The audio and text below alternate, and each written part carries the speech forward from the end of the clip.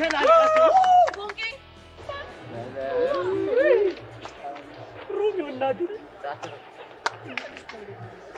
እንደምትተማመንበት አውቃለህ አይደለ? በደንብ አውቃለሁ። አታስቢ። ጥርሱን ነው የማስገባው። ደግሞ ተጠንቀቅ እሺ።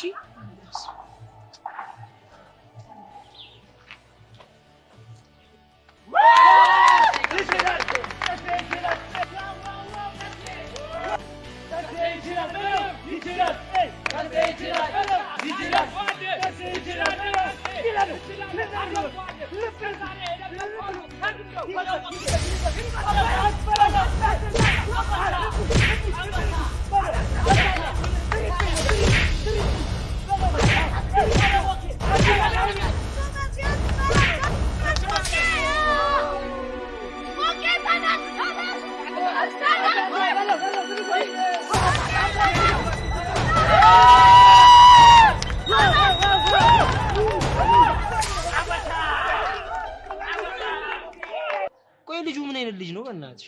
እንዴት ሴት ልጅ አልፈልግም እያለችው በዚህ ልክ ይጋጠጣል? ያው ልጁ ይጓልበት። የምን ነው? እየቀለድክ ነው? ፈታ ላርግሽ ብዬ እኮ ነው። ምን አይነት ይጎ ነው ግን ያለበት? ሴቶች ይወዱኛል፣ እኔ የትኛውም ሴት እምቢ ብላኝ አታውቅም የሚል አስተሳሰብ አለበት። ይሄ እኮ እንደ ማርኬቱ ነው የሚወሰነው። ቆይ እንዴት አልገባው? ምን ማለት ነው? ይኸውልሽ ለምሳሌ እኔ ሲስተም ቺኮች ጀርባቸውን አዙረውብኝ ያውቁ። ድንገት ካዞሩብኝና ገገም ካሉብኝ ግን ያው ጥፍ ነው። የምርህን ነው? ምን ነው ደበረሽ እንዴ? እርግቤ አትበለኝ። እና ምን ልበልሽ? ሄቨን ብቻ ብለህ ከጠራኸኝ በቂ ነው። እንዴ ይሄማ አይመጣውም እንዴ? አትርሽ እንጂ እንደ ፍቅረኛሞች እኮ ነው አክት እያደረግን ያለው። እናማ እውነት የሚመስሉ ነገሮችን መጠቀም ይኖርብናል። ለምሳሌ የትም ብትሄጂ የዘመኑ ፍቅረኛሞች ቺኩን በስሙ አይጠራትም። ስለዚህ ስምሽና ስሜ መቀየር ይኖርበታል። እንደውም ለምን ቤብ ምናምን አንባባል? ኧረ እኔ እንደሱ ደስ አይለኝም። እሺ ባባዬና ማማዬስ? እሱም በጣም ያስጠላል። እና ምን ተሻለንሽ? በቃ ታስጨንቂኝ እርግቤ ይልሻል። ኧረ እሱማ ለብዙ ሴቶች ተጠቅመዋል። እና ቀፈፈሽ? ለምን ታስጨንቀኛለህ? በቃሽ እናት ስልሽ አንቺ ደግሞ አባት ትኛለሽ። በቃ እንደሱ ከሚሆን የመጀመሪያው መርጫለሁ እኮ። እኔ ሲሆን መች ጠፋኝ። መርጫሽ እኮ እርግቤ ነው። ጄሪ ለምን በዚህ ልክ እንደምትናደድብህ የገባኝ አሁን ነው። እንዴት? በቃ እኔ መሄድ አለብኝ። እሺ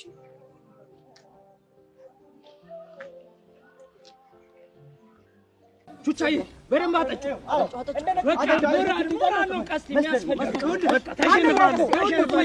ፊቱን ቀስ ትችላለህ። ፊቱን በለው።